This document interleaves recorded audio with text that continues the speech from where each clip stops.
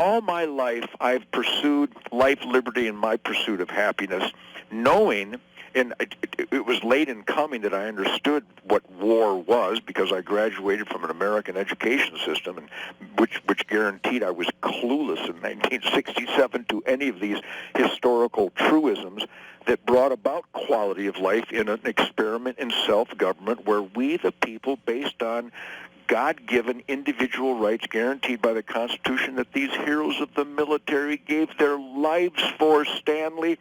If my last statement just now isn't enough to inspire people to vote, I'm out of ideas. How can you be an American knowing that you have been provided the right to experiment in individual, independent government? We have that right as guaranteed by those flag-draped coffins.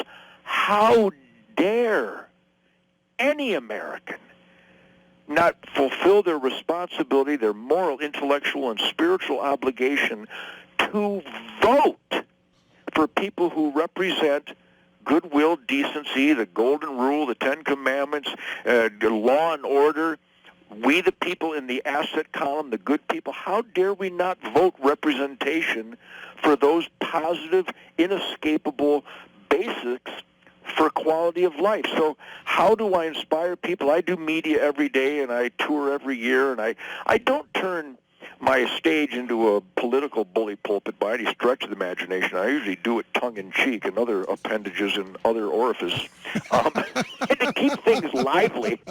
But I do reference some of the mind-dazzling violations and criminality and abuse of power and corruption that just glow indecent from our government, from Benghazi to Fast and Furious to the IRS targeting the enemies of their liberal political party. I mean, we could go on and on and on. You just watch this Russia collusion insanity.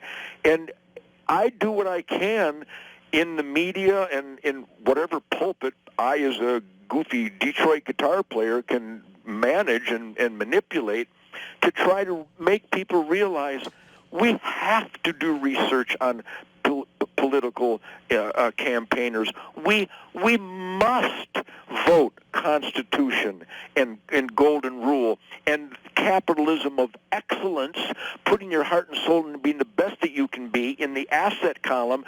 Earn your own way, live within your means, save for a rainy day, and demand that our representations in government actually represent positive force, work ethic, productivity, lawfulness. I mean, stop and think of the things I'm mentioning, Stanley. It's almost like, yeah, right, and 1 + 1 = 2. Tell me something I don't know.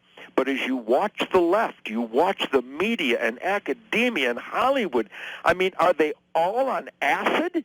Have they all been smacked upside the head by a cinder block? Are their brains that destroyed that they think you can kill a child even after it's born? That America doesn't need secure borders? That you don't have to get up early and work hard? Who thinks this way?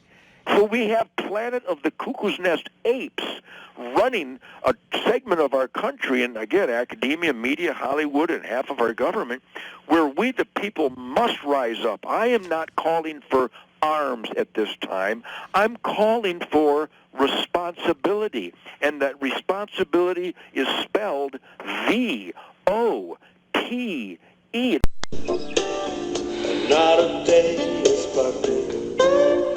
We interrupt this broadcast of Dr. Thorne's Traveling Emporium and Medicine Show for this special public service announcement. We have received communications from many persons claiming to know Dr. Thorne. So many, in fact, we cannot relay all of them to you verbatim. But we can give you the recurring theme of these messages. Use extreme caution when listening to Dr. Thorne's Traveling Emporium and Medicine Show. A little goes a long way. Some, but not all, of the reported side effects include clear and logical thinking, the ability to make sense of current events, and strategic and tactical citizenship. This has been a special public service announcement